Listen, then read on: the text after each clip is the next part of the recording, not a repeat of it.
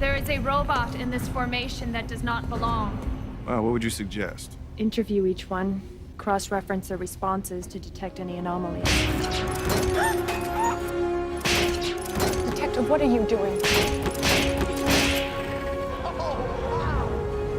Gotcha. I'm going.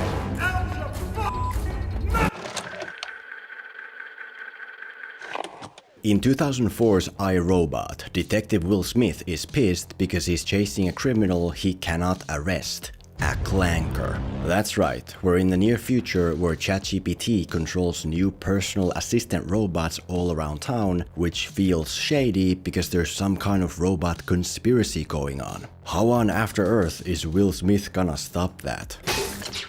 Are you crazy? No, Will Smith, it doesn't work like that. You can't solve stuff with minor firing. Never mind.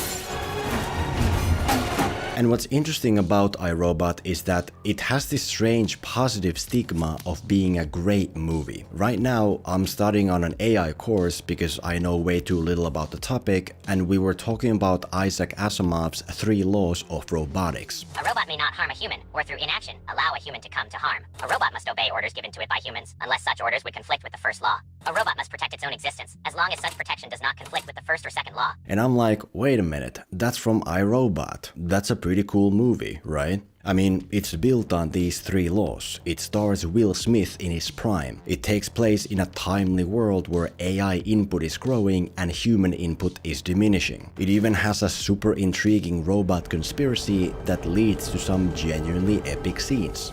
There's no way my luck is that bad.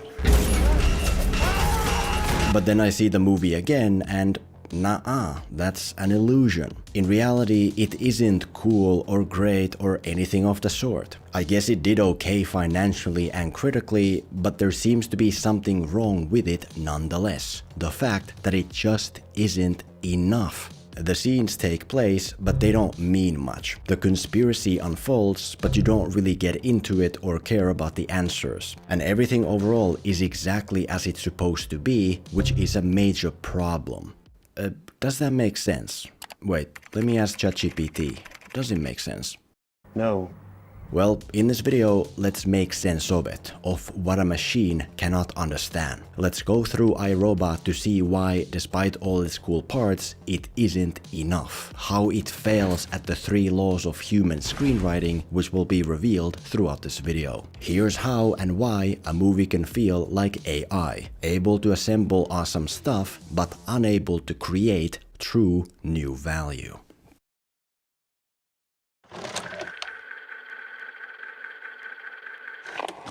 The first not enough problem here is that although scenes get done what they aim to do, they lack significance because there's not enough obstacles or consequences. In the beginning, after blurry visions of some kind of tragic accident, we open with Detective Will Smith at home. He wakes up to do his morning routine, putting on old school shoes and whatever. Then he walks down the city full of robots, or clankers as he views them. Good morning, sir. And he goes to meet his grandma to eat pie with her. Then he sees a clanker running with a purse and chases it down like a criminal, which turns out to be a mistake. Is that your purse? Of course it's my purse.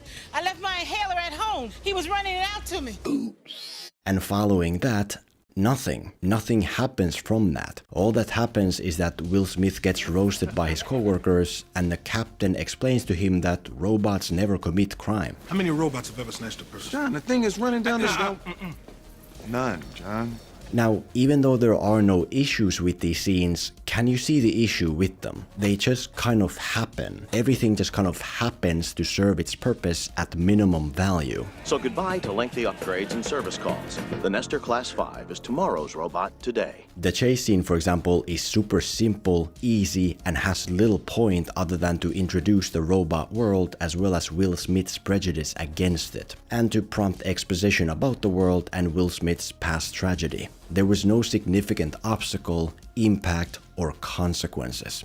And it's this insignificant attitude in scenes what hinders the movie's first act. It's what makes this cool world and all the cool stuff in it seem like plastic. Will Smith gets a call and goes to ChatGPT headquarters to see that the inventor of robots apparently jumped off the top floor to quit the game. Then Will Smith goes to talk with the company CEO, who accommodates him despite his arrogance and puts up no resistance. Then Will Smith is shown around by a scientist working there as if they're on tour.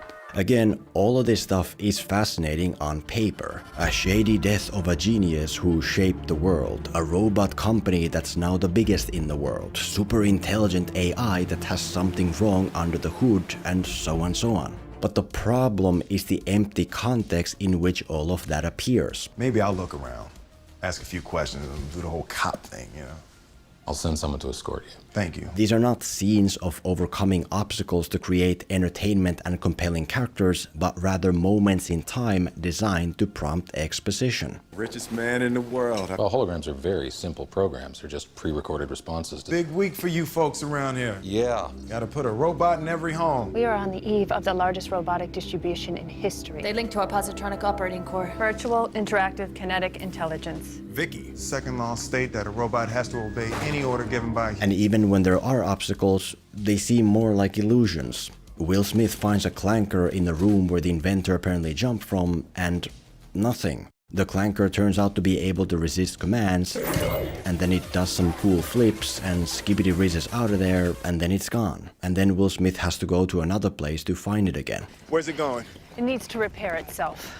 Very little came out of the introduction of this malfunctioning robot element. Very little happened or needed to be done. It came up on screen and ran off screen, and that's it.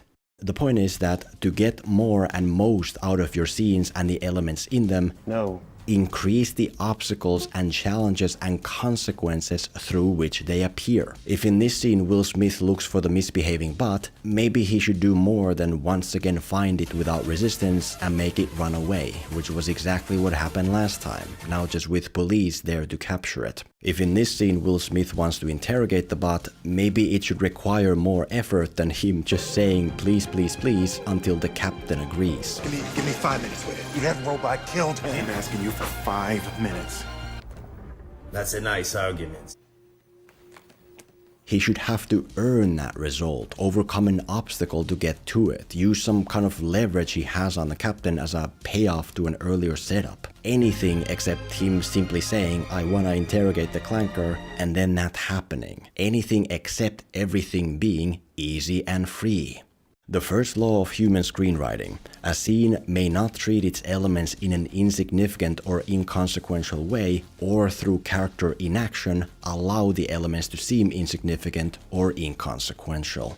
In other words, the easier and simpler that a challenge is to overcome, the less entertaining it is to watch be overcome. For example, let's say that Will Smith has a problem with food. He's so busy with work that he always eats out, or orders in, or microwaves packaged crap, or just eats pie.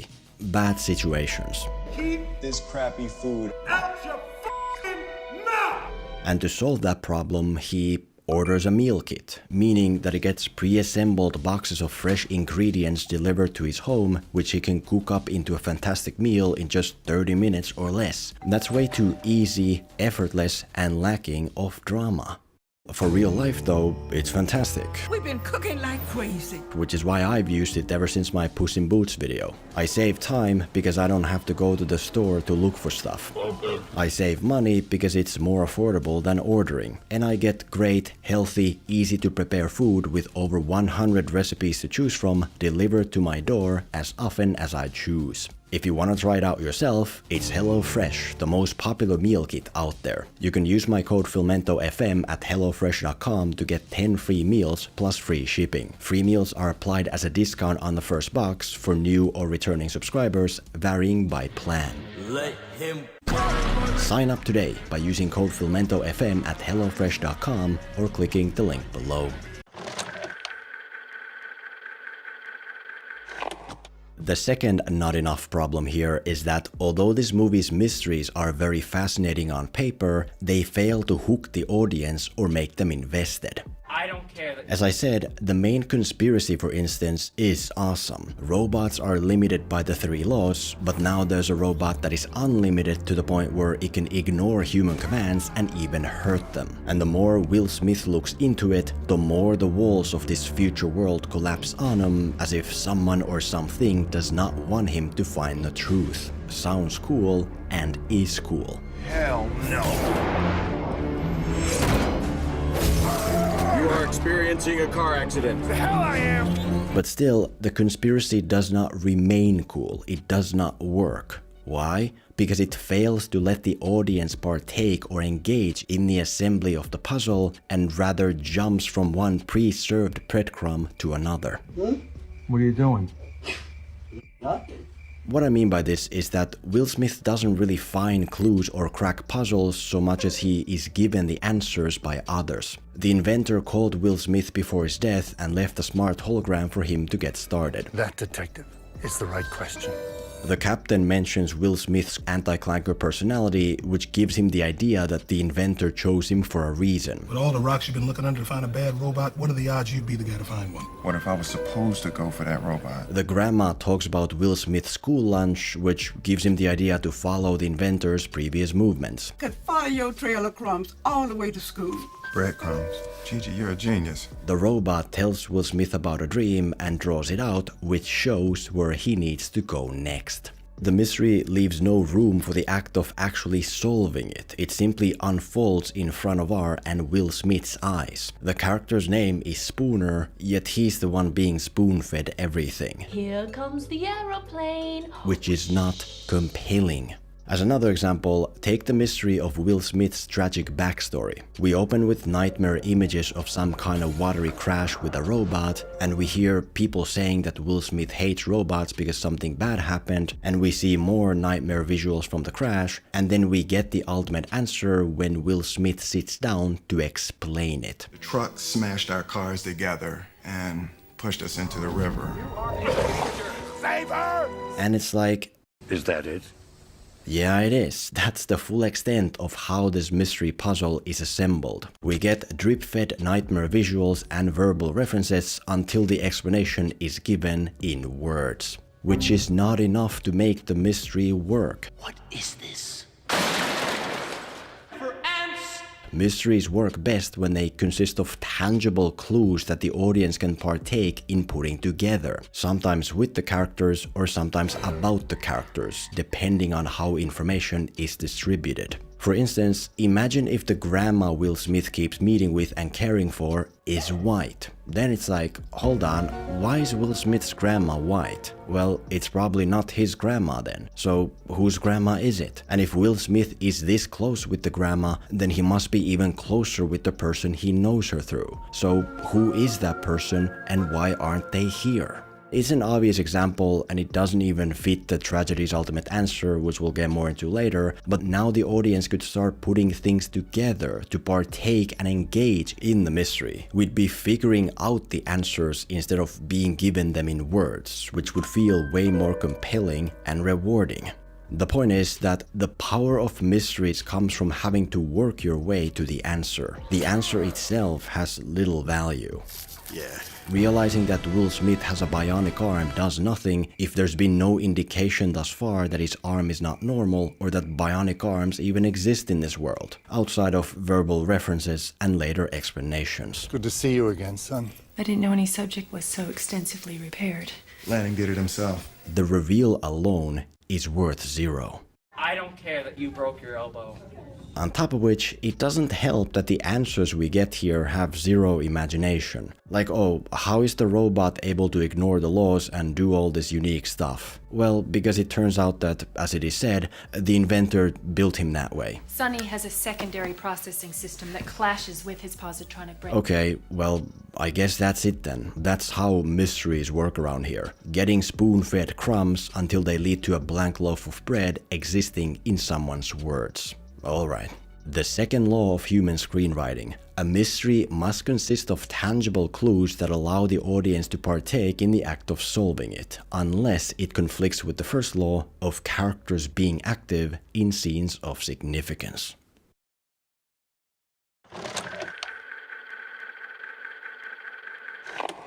The third not enough problem here is that most things are exactly as they're supposed to be, which isn't how it's supposed to be.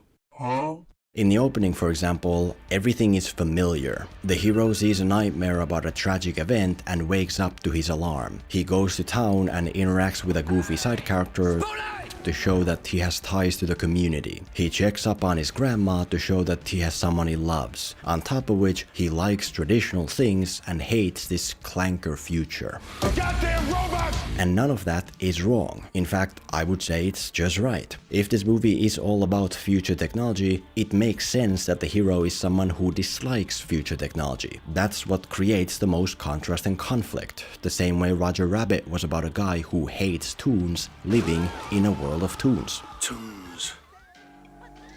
But the reason all these right things in iRobot are wrong is because they are what they are and nothing more. The opening with a nightmare and an alarm clock is the most basic way to start a movie. The goofy side character has barely 2 scenes in total and seems like a reshoot. The grandma has no real-life existence outside of her apartment and pie interactions with Will Smith, which makes her seem artificial. I'm going to service. Please refrain from going near the windows or doors. Altogether, it seems like the movie took a chart of the most common story beats and checked them off without doing anything more with them. And it is that more that makes the difference. For instance, it's kind of pointless for Will Smith to have a deep hatred of robots if all his interactions with robots are negative anyway. If every time he meets them they're trying to either crash him or crush him or chase him.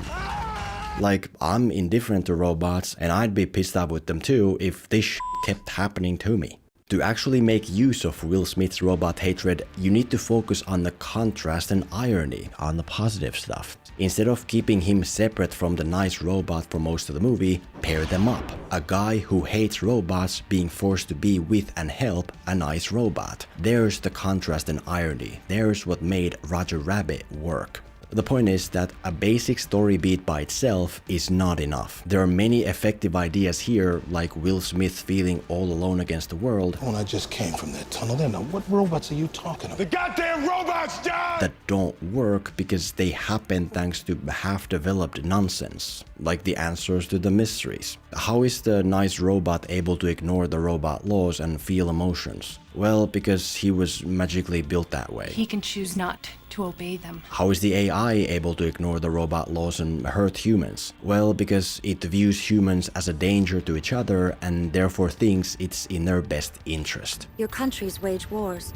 You toxify your earth and pursue every. And it's like, what are you on about? What do you mean the nice robot was built like this? What do you mean the AI killing humans would not still clash with the first law of not harming humans, no matter how it's viewed? Why are you doing multiple different things at surface level instead of choosing one to delve into? If the central idea is that robot laws can be misinterpreted, then find a proper, believable answer for that and apply it to all robots. To say that this robot isn't touched by the laws because it just is, and this robot twists the laws because that's what villain AIs always do, makes no sense on its own. We've never seen any human wars or crimes, and all of this is just dumb. You're in violation of the 3 laws.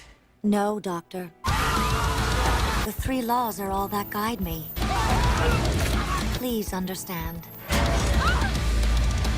The lesson to take here is that it doesn't matter if you use basic stuff or outside the box stuff. What matters is the extent you explore it. For instance, the most obvious answer to Will Smith's tragedy would be that he lost his family in a car crash as he was saved by a robot. But that's not the case. The truck smashed our cars together, but his 12-year-old was in the passenger seat. Never really met her. Can't forget her face, though.